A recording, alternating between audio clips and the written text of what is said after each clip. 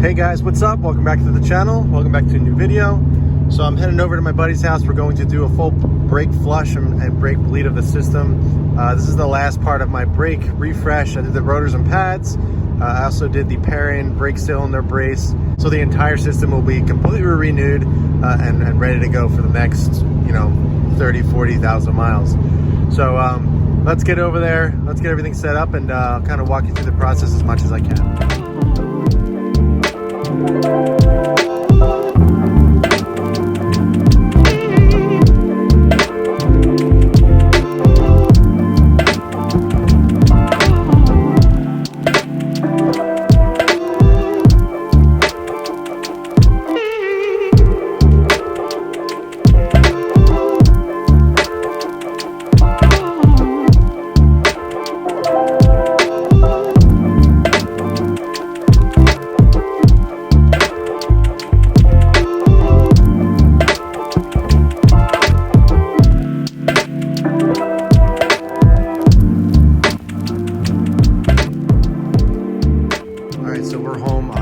Back in the garage. Brake flush, the whole entire brake system has been refreshed and renewed. Really happy I got everything done. The way this process kind of started out was, hey, my brakes are starting to squeak. It's time to upgrade the pads or get new ones. And then it kind of just snowballed into the whole entire thing. I figured I might as well, it's kind of how I approach this same, anything on this car. If I'm going to do it, I'm going to do it right. So I said, if I'm going to do the pads, might as well do the rotors. I might as well do the brace that everyone talks about, because everyone said that makes a really big difference. And the last and final thing, which is a pretty easy process, is to do the brake flush and brake bleed. So I just went all out and did the whole entire thing. Ultimately, I've always talked about wanting to upgrade the actual, the brakes to 2018. But with everything that I've done, I'm so happy with how it turned out. I'll give you a kind of quick review and kind of initial impression, just so you guys get an idea of, what I think makes the biggest difference. Now, I did everything in stages, and the reason for that, mainly because I wanted to see what made the biggest changes. If I did everything at once, I wouldn't know what made the biggest impact on the actual whole entire refresh. So I started off with the pairing cylinder brace, and then I did the rotors and pads. Then I finally did the brake flush and as well as the bleed. And I'll go over each one just so you guys get an idea of what I think makes the biggest impact and just what I felt, with each stage. So the first thing that I did was the parent brake cylinder brace here. So you can kind of see it down there. It says parent, the logo. I really didn't feel that much of a difference when I installed that. The only time that I thought I felt anything was under a harder, when you're braking harder. But otherwise, driving around town, just doing normal daily driving, braking, didn't feel it at all. It's only about $100, so it is definitely a worthwhile mod. It's a fun install. I mean, it's a little time consuming just because of the area you have to work in. It's very, tight, and you guys saw it from my install video. But I think it's worth it for the money. If it was more than that, I don't think I would do it. But I'm happy I did it. I'm happy it's done, and I don't have to worry about it again. So the next thing that I moved on to were the rotors and pads. Now, I did DBA T3 4000 series rotors as well as Hawk HPS 5.0 pads. My original plan was just to install the pads on the Oem Rotors, and the reason why I didn't do that is because you have to bed them in. And went over that whole process in another video. I just didn't want to break new pads in on old rotors that I knew I was going to remove, so I just decided to do everything at once. And I'm really happy I did that because it's an absolutely beautiful setup. And for daily driving, it's perfect. It doesn't squeal at all. It's completely silent. It definitely is a nice upgrade over stock. You can definitely feel the firmer feel of the pedal.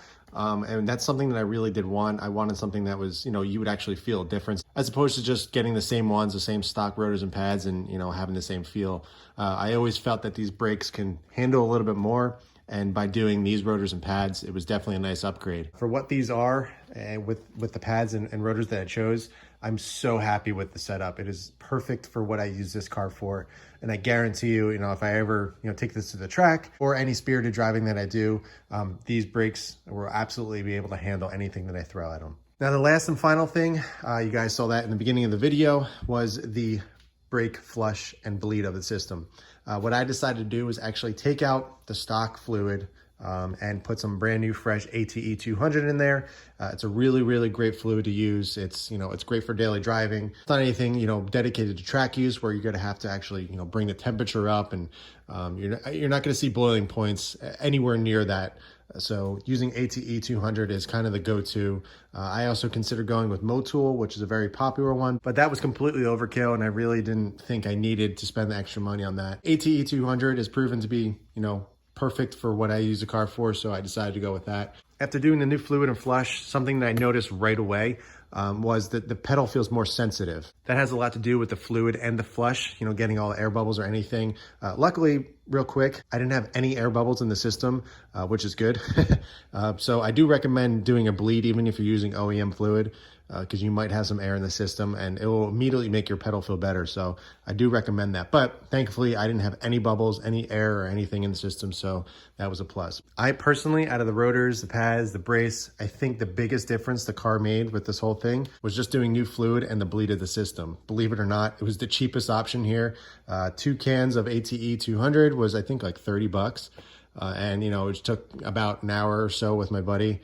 We got the job done. So if you're looking for a firmer brake pedal feel and you're not ready to upgrade the rotors and pads, or you don't have to, I definitely recommend getting some better fluid, doing a bleed of the system, and you will definitely feel a much firmer pedal feel. It is a little bit overkill with what I went with.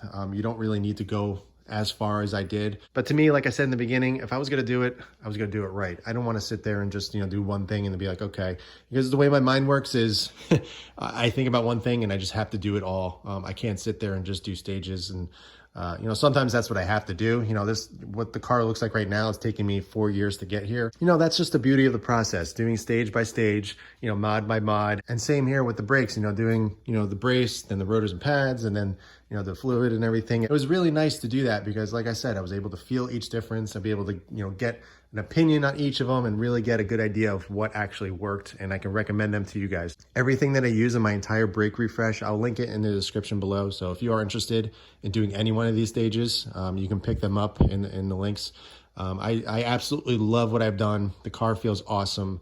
And I'm really, really happy with everything that I chose and just kind of the process that I did to get this done. So what's coming next? I do have the AOS install that I am planning on doing, at least for right now. I'm still contemplating going with a shop. I'm not really sure if I'm gonna bite the bullet and get it done. I still am leaning towards that way of doing it myself. But it is a lot of work, and I almost rather just take it somewhere, have them do it, and just kind of move on. But at the same time, I want to learn. I want to figure out how to do it myself and also make a video for you guys. So we'll see, but that is definitely to come. I'll let you know what the outcome is. I still really want to lower the front about a half an inch or so, exactly 25 inches from the fender to the ground on both the front and rear here.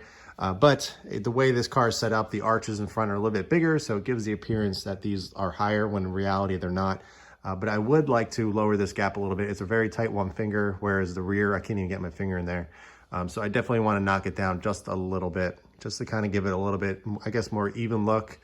Plus, I think these cars look a little bit better with a little bit front rake. I am having trouble breaking the collar loose on the Fortunato coilovers, but I threw some PB Blaster in there today when I was doing the brake flush.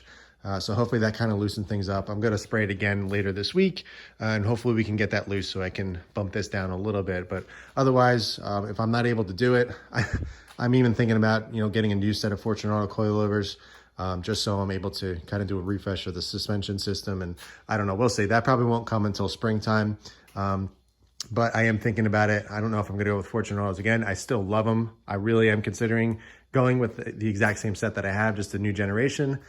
Or I've kind of been thinking about stepping it up, going to a different brand like KW or AST or something a little bit higher end. But again, this car just drives so well. I'm so happy with it that I'm not really sure if I want to mess with what I think is perfection. So if I get a new set, it might just be the same ones. I don't know, just a thought. Real quick, I don't think I mentioned it. Oh, I know I didn't, but I ordered the Charge Speed emblem mount for this grill. I just installed this the other night. And I actually have the STI badge. Kind of hard to see, but it's a gloss black badge. But I decided to get the charge speed mount so I can mount it in the middle of this grill, see how I like it. It's pretty expensive. I think it was around 65 bucks or so to have that thing shipped. It's just a piece of plastic, which is crazy. But I decided I wanted to try it out and see if I like it, because I really do like the open look, but it might look a little cleaner with the emblem there. So either way, I'll be able to see what I like better and then go from there. I don't know how long it's going to take to get here. I ordered it directly from Charge Speed. It says about 4 to 5 days when it ships. I have no idea if it's in stock or when they're going to actually ship it, or if it's made to order or anything like that. I have no idea. So I will be sure to update you guys once that comes in as well. Oh, I figured I'd mention this. I had my 2017 OEM bumper up for sale on eBay for the longest time. I think since I actually installed the 2020 bumper that I have on here now. I just threw it up there just to see if anybody wanted it, because honestly, it was just taking up space. I don't plan on going back to the previous bumper, so I figure I might as well just throw it up there, see if anybody wants it. And thankfully, I actually completely forgot I had it up for sale, but somebody locally actually hit me up and said, hey, I actually need this bumper. Can I come pick it up? So I ended up selling it. So that is gone. I'm really happy about that. Also, I figured out, I don't think I have a use for these anymore, but I do have my Oem Rotors here. They have 32,000 miles on them. They definitely still have plenty of life left. And if you want, you can get them turned if you want. So they're, basically brand new. Plenty of life. Nothing wrong with them at all. I'm not really sure I'm going to have any use for them. So if anybody's interested locally, I'm not going to ship these. Feel free to come pick them up. I'll give you a good deal. I'm not going to charge you much for them at all because, they're obviously used. But yeah, I don't have a use for them because I got the new DBA rotors on. So yeah, so if anybody's interested, hit me up. I planned on eventually cleaning the car up this weekend, but just with, family things and cold weather, I wasn't able to get it done. I was like, hey, I'll wash it on Sunday night after I do the brake flush. But it's 22 degrees out right now. Granted, I do wash the car in the garage. It's still pretty cold in here. And I really didn't feel like sitting out in the garage, the cold garage, and washing the car up. Hopefully I have some time during the week and I'll knock it out after work or something. But otherwise, I'm just going to wait till next weekend. It's been quite a while. It's filthy. Can't really see it on camera, but it's really dirty. I've been wanting to wash the wheels, especially since I did the Rotors and Pads, just to see how much they actually, dust or not. I haven't been able to have a good indication yet because I haven't been able to clean the wheels. Definitely going to clean the car up soon, hopefully this week, so I can enjoy the clean car again. It looks really clean on camera. I mean, still fairly clean, but it's definitely dirty. I mean, you can check out the back here. This is where a good indication of how dirty it actually is. You can see back here. We've had a few rainstorms the past 2 weeks or so, and I just haven't been able to wash it. Just family things and, Christmas going on. It's just been pretty hectic, so... A little bit of update on the Outback. I actually have this for sale. So I don't know if anybody's interested, but it has we just hit 37,000 miles on it. I'm selling it for 23,000 flat. So if anybody's interested, it's a 2018 premium package. It has literally every single option available. It's actually a loaded premium, which is extremely rare. It's pretty much like a limited. It has a navigation, it has a sunroof, which doesn't really come on premiums. It has the eyesight, it has the active cruise control, blind spot monitoring, all that stuff. So like I said, it's a fully loaded premium. Beautiful car, absolutely love it. But we are looking to upgrade to a 3-row. So if anybody's interested locally or even somewhere out of state or something that is interested in picking this up, it's a beautiful car. It's highly maintained. I take care of it as well as I do my STI. So you are getting a good car. Have all the service records and everything. So I absolutely love this car. Honestly, I don't think I would be selling it if we didn't need the 3-row. We are expecting our 3rd child, so we need the extra room. That is the only reason why we're selling it. Otherwise, I don't think I would ever let this go. This thing is awesome. I'm not gonna lie, I did think about keeping it for myself as a daily, along with the STI, but there's really no need for it at this point since this car is, perfect for daily driving. I mentioned it to my wife that I said, hey, maybe I'll take this as a daily driver. We'll keep it and then we'll get, another car for the 3-rower for you. But she kind of looked at me like I had 19 heads. So I don't think that's gonna happen with this car, but maybe in the near future, we'll pick something else up as a daily driver or another fun car or something like that. I don't know. We'll see. If anybody is interested in this 2018 Outback, let me know. That's it for this one, guys. I hope you enjoyed the whole brake refresh of my STI. If you have any questions, be sure to ask them below. But in the meantime, keep it clean, keep it simple, and I'll catch you in the next one.